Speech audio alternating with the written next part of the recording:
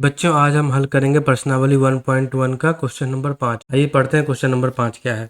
जांच कीजिए कि क्या किसी प्राकृत संख्या n के लिए संख्या 6 पर पावर n 0 पर समाप्त हो सकती है। देखिए इसमें क्या क्या चीज बताया गया है। एक तो प्राकृत संख्या n है, मतलब n इक्वल टू 1 2 3, ठीक है, ये प्राकृत संख्या हो गया। किसी प्राकृत संख्या n के लिए संख्या 6 पर पावर n अंक 0 पर समाप्त हो सकती है। ठीक है, ये जांच करना है। ये चीज आपको पता होगा कि अगर कोई संख्या 0 पर समाप्त हो रहा है, लेकिन उसमें 5 गुना 2 तभी 10 होगा, तभी लास्ट में वो 0 बनेगा। अगर किसी संख्या के गुणनखंड में 2 और 5 नहीं होगा तो वो संख्या कभी भी 0 पर समाप्त नहीं होगा। कुछ भी ले लीजिए आप, मान लीजिए एक कुछ भी लिख दीजिए, लास्ट में 0 अगर है तो उसमें 1 2 और 1 5 कम से कम होगा ही, तभी 5 दूनी 10 0 बनेगा। कोई भी संख्या अगर 0 पर समाप्त हो रहा है तो उसके लिए 2 और 5 उसका गुणनखंड होना चाहिए। देखिए तो वह चीज लिखे, हमें ज्ञात है कि किसी संख्या के 0 पर समाप्त होने के लिए 2 और 5 उस संख्या का गुणनखंड होना चाहिए। ठीक है, संख्या क्या है हमारे पास 6 पर पावर n, जहाँ n इक्वल टू 1 2 3 4, क्योंकि n एक प्राकृत संख्या है, ये बताया गया है हमें, ये दिया हुआ है। ठीक है, हमको 6 पावर n को इसको 2 गुना 3 पर पावर n भी लिख सकते हैं, इसको 2 पर पावर n गुना 3 पर पावर n भी लिख सकते हैं। अब देखिए ये एक संख्या है, 2 और 3 अभाज्य संख्या है, यानी कि 2 पर पावर n और 3 पर पावर n, 6 पर पावर n का अभाज्य गुणनखंड हो गया। 6 पर पावर n का जब अभाज्य गुणनखंड हुआ है तो 2 पर पावर n है, 3 पर पावर n है, और इसके अभाज्य गुणनखंड में 5 उपलब्ध नहीं है। यहाँ लिखेंगे ऐसे, 6 पर पावर n के अभाज्य गुणनखंड में 5 उपस्थित नहीं है, तो पर समाप्त होगा कि नहीं होगा। प्रूफ हो गया ये। अब अगला क्वेश्चन देखते हैं, क्वेश्चन नंबर 6। व्याख्या कीजिए कि एक दिया हुआ 7 गुना 11 गुना 13 प्लस 13, एक और दिया हुआ है समीकरण, ये भाज्य संख्याएं क्यों है। तो ये जो दिया हुआ संख्या है ये पता करना है, ये बताना है कि ये भाज्य संख्या क्यों है। ठीक है, आइए पता करते हैं ये भाज्य संख्या क्यों है। ये इससे पहले आपको ये पता होना चाहिए कि भाज्य संख्या किसे कहते हैं और अभाज्य संख्या किसे कहते हैं। अगर ये पता है फिर तो सही है, अगर नहीं पता है तो आपका रिवीजन करवा देते हैं। चलिए फिर से शॉर्टकट में फटाफट रिवीजन करवा देते हैं। एक भाज्य होता है जिस संख्या का 2 से अधिक गुणनखंड होता है, ठीक है, और अभाज्य होता है 1 और स्वयं, टोटल 2 हो गया। 1 और स्वयं यानी कि 2 से अधिक उसका अभाज्य गुणनखंड नहीं होगा, ठीक, उसको अभाज्य बोलते हैं। ये भाज्य हो गया, आपको पता ही है, बस थोड़ा सा शॉर्ट रिवीजन हो गया ये। चलिए क्वेश्चन देखते हैं, क्वेश्चन कैसे बनाना है। पहला देख लेते हैं, पहला जो क्वेश्चन दे रखा है वो क्या है, 7 गुना 11 गुना 13 जोड़ 13। देखिए एक ये है और एक ये अलग अलग, ये तो टोटल 7 गुना 11 गुना 13, ये तो अपने में एक भाज्य संख्या है, लेकिन साथ में एक 13 जोड़ दिए, फिर थोड़ा कंफ्यूजन हो गया कि भाई अभाज्य संख्या ये भाज्य संख्या है कि नहीं है। तो उसका जांच कर लेते हैं। इसमें से अब 13 कॉमन ले लेते हैं, ठीक है, 13 यहाँ भी है 13 यहाँ भी है, तो इसमें से 13 कॉमन ले लेंगे, तो अंदर क्या बचेगा, 7 गुना 11, इस 13 की जगह पर 1 बच जाएगा, और यहाँ पर 1 बच जाएगा। 13 के अंदर 7 को 11 से गुना करेंगे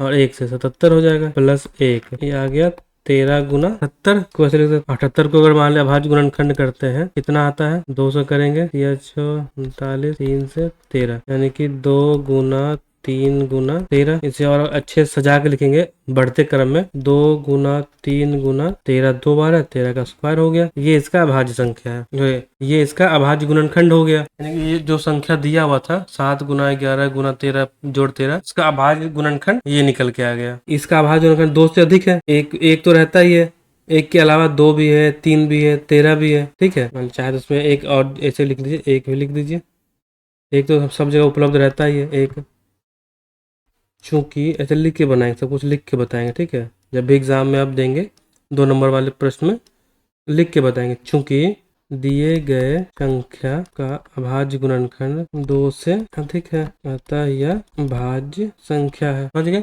जब भी आपको कोई भी संख्या दे, ABC कुछ भी दे दे, बोले कि बताइए ये एक अभाज्य संख्या है कि भाज्य संख्या है, उसको आप अभाज्य गुणनखंडन कर लेंगे।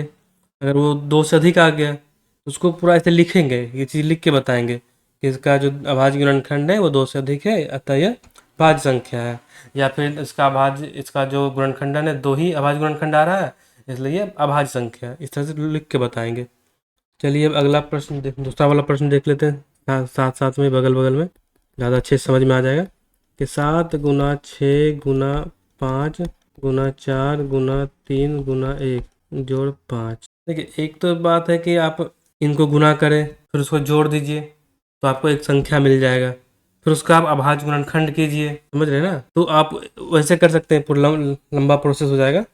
जैसे ही दे रखा था 7 गुना 11 गुना 13 जोड़ 13, पहले आप सबको गुना करते हैं, 7 को 11 को 13 गुना करेंगे, फिर 13 जोड़ेंगे, तो फिर आपको एक संख्या मिल जाएगा। फिर आप उसको अभाज्य गुणनखंड करेंगे, फिर से उसको तोड़ेंगे आप। उतना लंबा लेंदी प्रोसेस नहीं करेंगे। देखिए यहाँ भी देखेंगे वैसे ही, ये एक हो गया गुना में, एक ये अलग हो गया। कुछ नहीं होता तो एक रहता ही है, आपको पता है।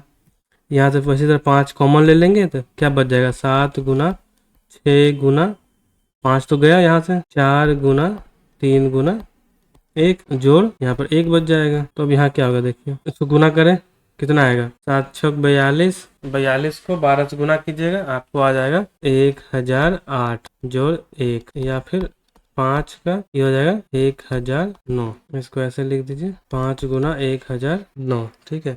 और कुछ नहीं है तो फिर एक तो है ही इसमें, कुछ नहीं है तो एक तो रहता ही है, 5 9, और एक तो ऑटोमेटिक रहेगा ही रहेगा। ये जो संख्या था इसका अभाज्य गुणनखंड 1 गुना 5 गुना 1009 आएगा। अब देखिए इसका जो अभाज्य गुणनखंड है वो भी 2 से अधिक है, 1 2 3 हो गया, तो ये भी एक भाज्य संख्या है। उसमें भी फिर से सेम चीज लिख देंगे, दिए गए संख्या का अभाज्य गुणनखंड 2 से अधिक है, अतः यह भाज्य संख्या है।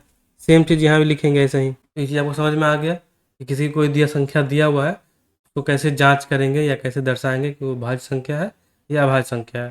सबसे ज़्यादा इंपॉर्टेंट है आपका ये स्टेटमेंट, ये जो स्टेटमेंट आप लिखते हैं यहाँ पे, ये लिखना, क्योंकि ये नहीं लिखेंगे तो आपका नंबर 1 नंबर काट लेगा। और 2 नंबर का प्रश्न है, आप पूरा हल करके यहाँ तक ले आए हैं और ये स्टेटमेंट नहीं लिखे हैं तो आपका 1 नंबर काट लेगा, बस इतने में ही। तो आप स्टेटमेंट अच्छे से लिखिए।